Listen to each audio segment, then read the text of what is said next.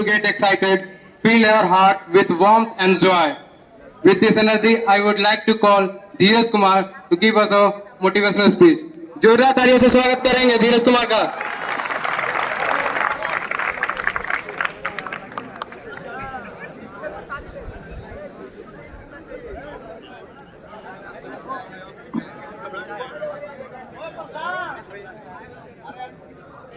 यहाँ पे उपस्थित प्राचार्य महोदय एवं समस्त शिक्षकगण एवं मेरे सहपाठियों, प्रातः काल का नमस्कार। मेरा नाम धीरज कुमार है। मैं 5th सेमेस्टर सिविल ब्रांच का छात्र हूँ। मैं कैमूर का निवासी हूँ। मैं 2 पंक्ति के माध्यम से अपना परिचय देना चाहूँगा। हास्य की भाषा नहीं लिखी है, ना ही गजल सुनाता हूँ। हास्य की भाषा नहीं लिखी है, ना ही गजल सुनाता हूँ। कविता लिखनी नहीं आती, जी के लिखते जाता हूँ।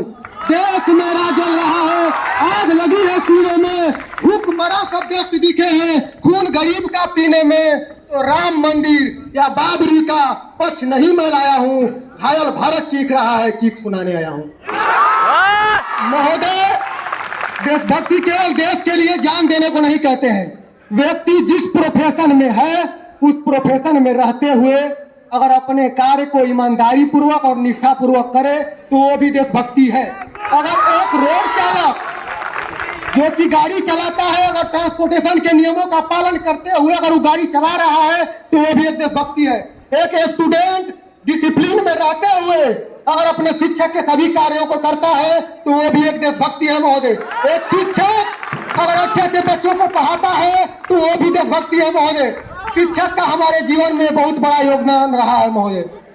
मेरे सहपाठियों, जब हम स्कूल लाइफ में थे तो हमारे माँ बाप हमें सिखाते थे कि अपने गुरुजनों की इज्जत करना, वरना कहीं के नहीं रहोगे।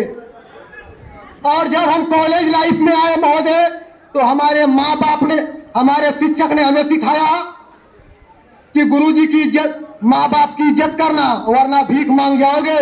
इस पर हम 2 पंक्ति कहना चाहेंगे कि हर प्रकार से नादान थे हम, हर प्रकार से नादान थे हम, गीली मिट्टी के समान थे हम।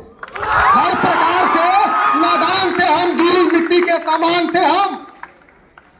आकार देकर उन्होंने हमें कठोर बना दिया, लेकिन खुद पैरों पर गुरुजी ने हमें चलना सिखा दिया।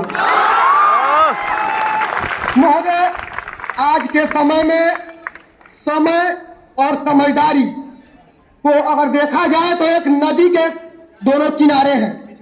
जिस तरह से अगर नदी का दोनों किनारा अच्छा रहता है तो उसकी धारा बरकरार रहती है। अगर नदी का एक भी किनारा अगर ठीक नहीं हो तो धारा ठीक नहीं रहती है। उसी तरह से अगर हमारे पास समय है, अगर समझदारी नहीं है तो उस समझदारी का कोई, समय का कोई मोल नहीं। अगर समझदारी है, समय नहीं है तो उस समय का भी कोई मोल नहीं है महोदय। इस पर हम 2 पंक्ति कहना चाहेंगे कि वक्त है, वक्त की रफ्तार है।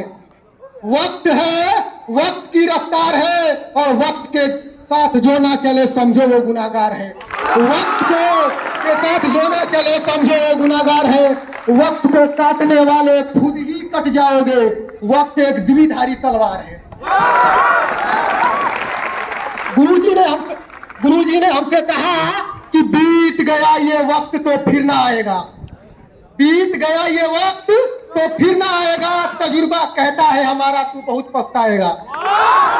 ये पछतावा तंग करेगी तुझे उम्र भर, ये पछतावा तंग करेगी तुझे उम्र भर। इन बाकियों का तुझ छोड़, तू अपने आप को क्या मुंह दिखाएगा। महोदय और मेरे सहपाठियों, व्यक्ति का सफलता के विषय में अलग अलग सोच है। अगर कोई 10th क्लास का स्टूडेंट 10th का एग्जाम देता है, अगर उसमें वो पास हो जाता है तो उसे वो अपने आप को सफल मानता है। कोई लड़का अगर अपने पिता से बाइक के लिए जिद करता है और उसका पिता अगर उसे बाइक दिला देता है तो वो अपने आप को सफल मानता है। कोई किसान व्यक्ति दिन रात परिश्रम करके अगर अपने बच्चे को पढ़ाता है और उसका बच्चा जॉब लेकर सक्सेस हो जाता है तो बाप अपने आप को सफल मानता है। सफलता की अलग अलग परिभाषा है महोदय, लेकिन इसके विषय में हमारी परिभाषा कुछ अलग है। हमारा परिभाषा कुछ अलग है। हम कहना चाहेंगे कि सफल वो नहीं होते जो केवल पास करते हैं। सफल वो नहीं होते जो केवल पास करते हैं। सफल वो होते हैं जो हर पल और हर क्षण प्रयास करते हैं। मेरे सहपाठियों, आज के समय में युवाओं की सबसे बड़ी भूल रही है कि हम किसी भी कार्य को कल पे टाल देते हैं और कल किसी ने देखा नहीं है। इस पर हम दो पंक्ति कहना चाहेंगे कि कल कल न कर, कल तो ना आई ना आएगी। कल कल न कर, कल तो ना आई ना आएगी। कल कल करेगा, कल तुझे बेकल बनाएगी। डालोगे इनके कल पे तो ये कल ना आएंगे। खूबसूरत लम्हे यूं ही बेकार जाएंगे। कल का भरोसा छोड़ दे, कल की ना फिक्र कर।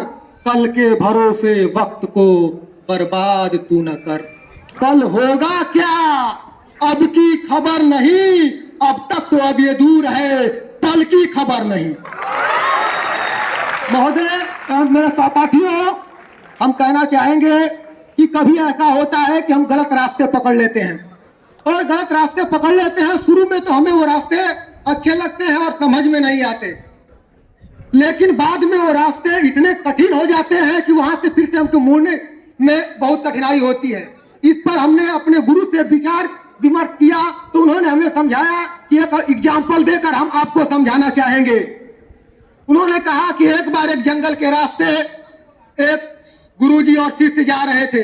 गुरुजी ने शिष्य को एक नन्हा सा पौधा दिखाते हुए कहा, उस नन्हे से पौधे को उखाड़ दो।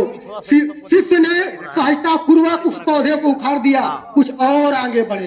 एक उससे हल्का सा बड़ा पौधा दिखा, गुरुजी ने उसे उखाड़ने के लिए कहा। बच्चे शिष्य ने उसे भी उखाड़ दिया, कुछ और आगे बढ़े।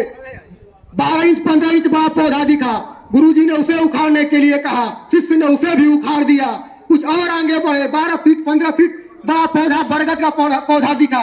शिष्य ने गुरुजी ने उसे उखाड़ने के लिए कहा तो शिष्य ने कहा, गुरुजी ये कैसे उखड़ेगा? तो गुरुजी ने कहा, मैं तुम्हें यही समझाना चाहता था कि जब एक बार जड़ें मजबूत हो जाए ना, एक बार गलतियां अधिक हो जाए ना, तो वहां से मुड़ना मुमकिन नहीं, नामुमकिन होता है। कभी ऐसा होता है कि हम कोई अच्छा कार्य करने के लिए चलते हैं